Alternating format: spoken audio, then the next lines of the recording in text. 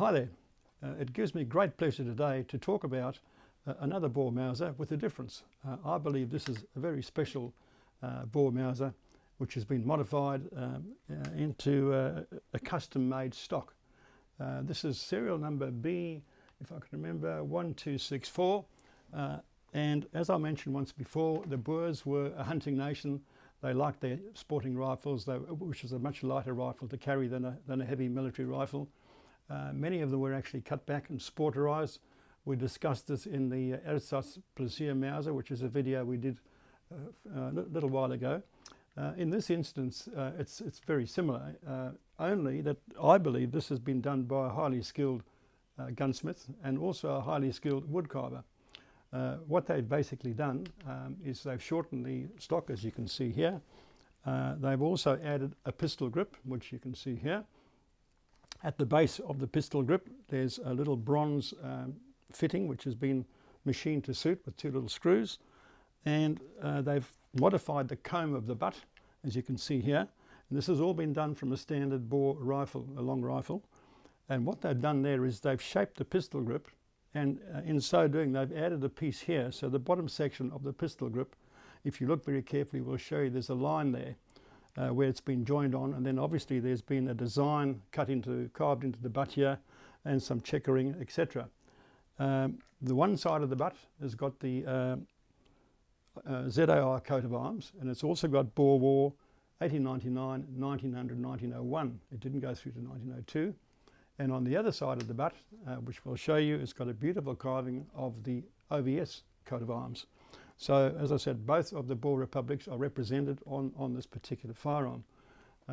They've done a bit of work on the front end here, the fore end, where it's been cut back. They've plugged the hole where the cleaning rod goes through, and they've made quite a nice little design on the front there. Now, I first saw one of these rifles, which is actually featured in my first book, which was called the Bragg rifle. I knew about this rifle many years ago, and in 2009, I made a trip to South Africa, and I went to Bloemfontein to see the Oorlogsmuseum, or the War Museum of the Boer Republics. And for anyone who is contemplating a visit to South Africa and likes military weapons or military history, in particular the Boer War, I highly recommend that they go and visit that wonderful museum. They've got some incredible displays and some very, very interesting stuff. One of the rifles in there is called the Bragg rifle. And as I've said before, that's actually featured in my first book, and it's also briefly featured in my last part 3 book, as is this rifle. This rifle is in the front, the first page of my part 3 book, and it's also on page 240, and it links in with another rifle which I'll be talking about. But the Bragg rifle, which is in the Boer Museum, was actually discovered by a Mr. Bragg, of all places, in Uganda. It was brought back by Professor Felix Lategan. Lategan is an Afrikaans word, Afrikaans name should I say. He wrote his own book, which is called Die Boer en sy roer tot vandag, or The Boer and His Rifle to This Very Day. In that he has featured the Boer, should I say, the Bragg Mauser rifle, and he's also compared it to a standard Boer 7x57mm standard rifle. So you can see the differences to how they've shaped the butt, etc., etc. So when I visited the Boer Museum, they were very kindly took a few of their weapons out of cases to show me, one of which being the Bragg Mauser.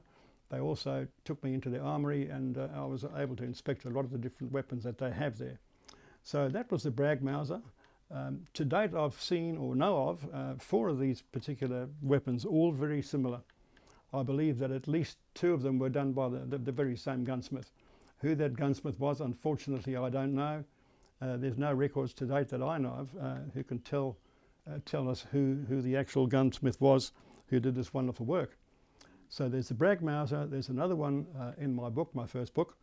The Crawford family in South Africa have also got one which is a carbine. It's a Mauser carbine, which likewise has also been sporterized. It's been shortened on the fore end, and it's also got lovely carvings of the ZAR and the OVS coat of arms. Particular rifle lay undiscovered and neglected in a barn in Victoria, South Australia, I beg your pardon, in Victoria, Australia, for 113 years. It was brought back from the Boer War as a war trophy by one of 2 brothers. There were two brothers named Johnson. Their surname was Johnson. They were the sons of a Swedish immigrant who'd settled in Gippsland in Victoria, Australia. When the Boer War broke out, both of the sons joined up.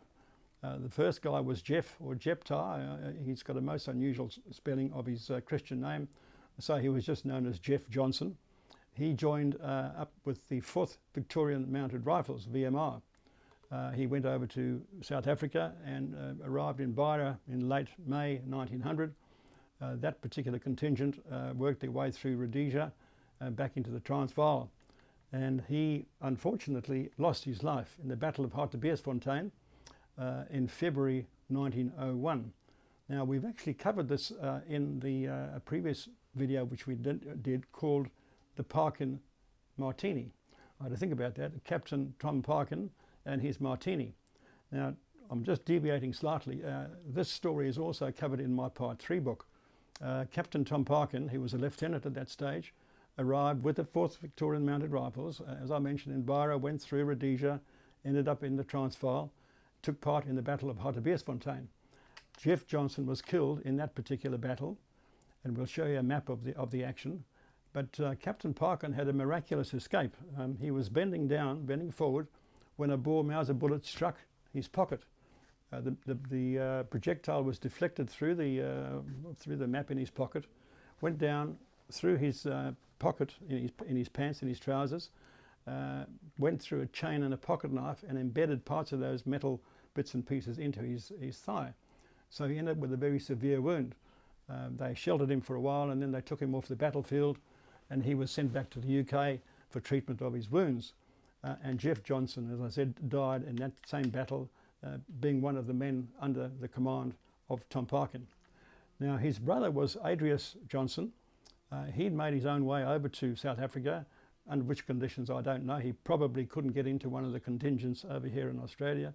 So he went over and joined Bethune's Mounted Infantry in Natal. He served with that unit for 12 months as a shoeing smith.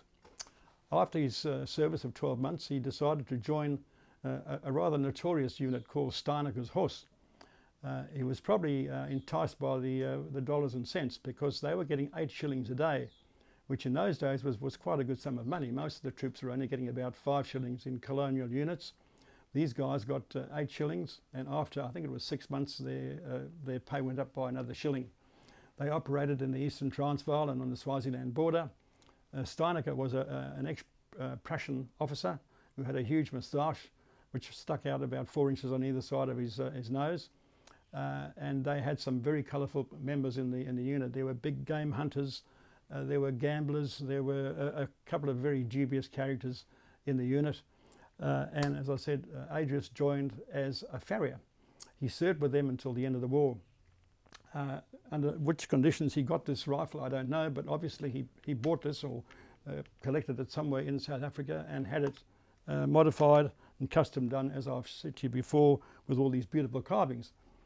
He took that back home to the farm in Gippsland, Victoria, and probably used it to shoot kangaroos, I don't know. At some stage in its life, unfortunately it's been dropped, and you can see there's a very old repair to the stock here, quite a rough repair. So, as one of my friends said, it was possibly done in the field, who knows. But there's a very old screw which is evident here. It's a pity, but there it is. It's a wonderful trophy from the Boer War, I believe, and something which I'd be very proud to have in my collection. And I thank Eric van Boxel kindly for letting me have a loan of this rifle, and I'll be very tempted to keep it and not give it back to him, but in fact I will do so. And I hope you enjoy the story. Thank you.